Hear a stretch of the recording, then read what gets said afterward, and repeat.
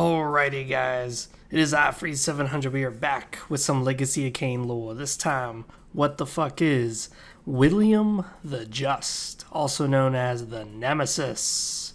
Now, there's very little about him, believe it or not. There is incredibly little about him at all. It's more about the role that he played in the universe, in the role that he served in the timeline in Kain's story that was so pivotal. So, me using my amazing investigative techniques, I'm going to grab this hairy nutsack and I'm going to stare in between the wrinkles of it and pick out all the nice moist details for you guys. And together we're going to come up with some possible theories as to who exactly was William the Just, who later became the Nemesis. So, without further ado, let us begin. Far, far, far up north, in the lands of Nosgoth, there is a new boy king who is freshly taken rule. Now, it is not stated as to what happened to his parents, but judging by how more or less he's not really grieving over them, it leaves some speculation. Either they were tragically killed by disease, which was definitely a thing that was going on. There was a lot of famine during that time period. But there was no disease in the city itself. It could have been assassins, which would definitely make sense considering how highly guarded he made his palace. And the last thing I think we could really think of is that maybe he himself killed his parents. But that doesn't really fit what we hear about William the Just. You see, his village and many of his own bodyguards regard William, the very young boy, as a very kind and gentle king. He never once showed any ill towards his subjects, no tyrannical habits. Nothing about him screamed evil yet. So, now let's skip ahead 50 years into the future, which would be the main story of Legacy of Kain. By this point, William the Just has turned into the Nemesis. He wears gnarly black armor with all these spikes and horns on it, and he wields the legendary blade, Soul Reaver. It is not explicitly said if it is the Soul Reaver, but it does look like it. And the fact that Mobius gave it to him 50 years ago, it might actually be the same weapon. Now, this is where it gets a little weird. He has become fully tyrant, and he has even taken on the name of the Nemesis. And his guards went from the usual white armor of steel to now full, heavy, plated gear with axes and nasty sharp shields. They just butcher the countryside and are hell-bent on conquering the world. Now, their conquest would usually not be a problem if it wasn't for the fact that they are literally killing everybody. They don't even rape. They don't actually take over the cities. They're just destroying. They're burning the forest down as they march through it. They're slaughtering everybody, leaving massive piles of blood in the ground, which makes the young vampire Kain sigh with almost an unease, as it's a waste of blood in his opinion to just let it sit there. But as it stands, each of the soldiers is heavily armored to the point that it takes even Kain himself quite a bit of effort to kill them. So, this is where Kain has to go back in time to stop William the Just from turning into the Nemesis. And when he goes back in time, he sees Mobius the Time Streamer warning the Boy King, hey, there's a vampire assassin here to kill you.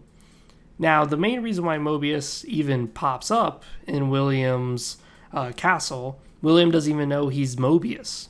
William doesn't know him at all. He just knows that this is a guy who sang speeches to incite massive rallies of the peasants of his land. So he gave the guy an audience. He's like, the people seem to have their hearts in you, so what exactly makes you so special? All Mobius did is give him the legendary sword Soul Reaver, warned him that the assassin was coming, and just left. But Mobius of course, could not get away completely free without being asked a few questions by the more cautious young boy king, which of course leads me to believe maybe his parents did get assassinated, is how pragmatic and how cautious he is when it comes to strangers. You see, he even asked the stranger, "What do you get out of this? Why exactly do you know that there's an assassin in my castle? And more importantly, who the hell are you that you just randomly come into a town, help my people by motivating them, and then trying to help me?" Of course, Mobius just gives him his classic phrase, "Oh, I will just be your advisor. That's all I want to be. And if you ever need my services, I'll be in touch. In time." Now, by this point, Mobius has already planted the seeds of the paradox, because you can't have the Nemesis without William, but time is a little bit tougher than that. Even if you kill William, another person, and probably a distant cousin or whatever, could take up the throne and still become the Nemesis. So, the only way for time to be derailed from the Nemesis ever being formed is by William holding the same legendary blade that Kain is wielding at that time, which was the Soul Reaver. And William is no fool. He may be 16 years old, he may be just a boy wearing massive rose-petaled armor with a little bit of spikes on it, but he's able to wield the Soul Reaver the same way Kain is wielding the Soul Reaver, with 2 hands. Now, mind you, Kain's a fledgling vampire, and he's slightly stronger than the average human, but as a fledgling, he's still pretty human nonetheless. So the fact that here's William, this boy, holding this massive sword with 2 hands and swinging it a little bit slower than Kain, that speaks volumes of how strong this boy is. This is, of course, led me to believe that he probably was groomed through a few fighting lessons, most likely just because at the time of Nosgoth's history, there was many kings and they probably were vying for power constantly. It's a very feudal setting. So again, there does lend to that credence that maybe he did kill his parents, but there's not really a whole lot of personality evidence to back that up. Either way, Kain and him fight to the death. Kain kills all of his bodyguards and him included. But when he clashes with William, his sword shatters from the paradox. Because here it is, 2 Soul Reavers just clash, which is not possible. And that leaves him defenseless as he gets butchered by Kain.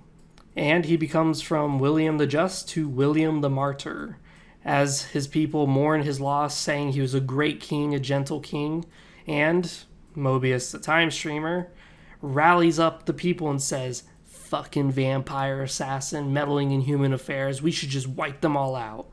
So now, instead of the legions of the Nemesis, instead you have the legions of the masses, the people themselves dedicated to hunting down every vampire possible and slaughtering them. Now you may think, Freezer 700, that's really great, that's William's story, cool. But what about William himself? How did he go from boy king to massive tyrant in 50 years?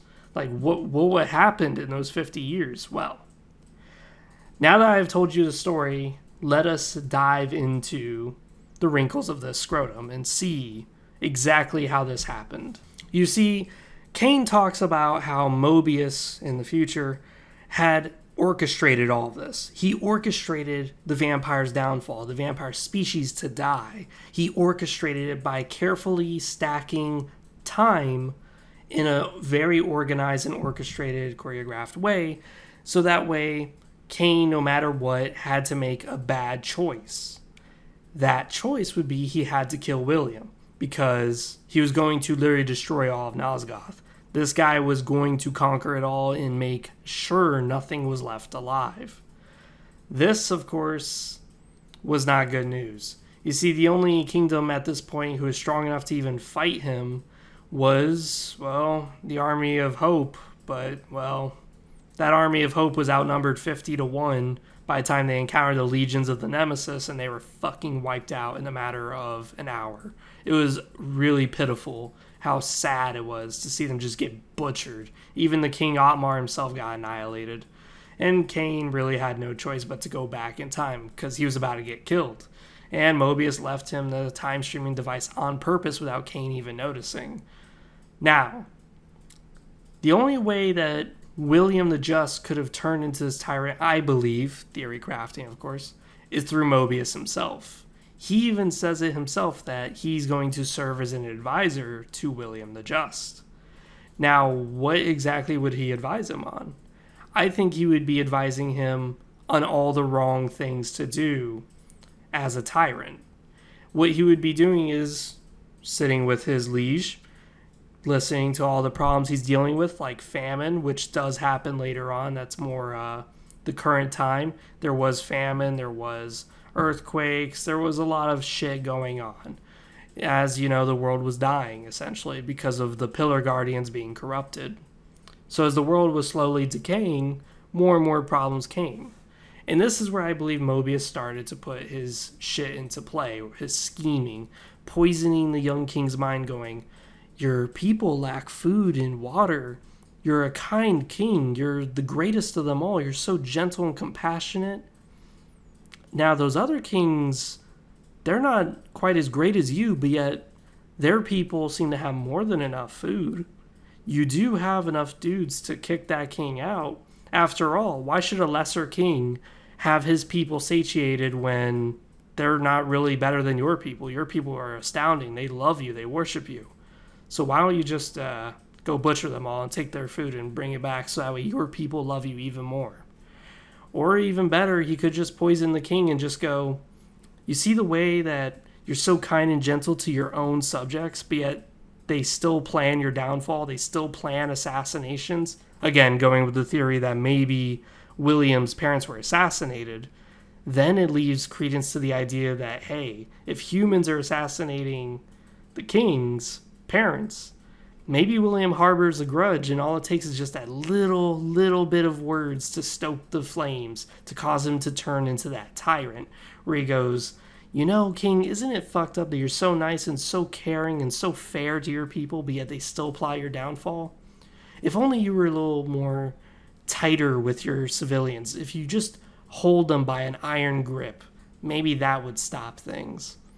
And then, of course, he would probably poison the king, going, you know, you're so powerful, you're so mighty, just individually on a martial prowess level, you're just amazing.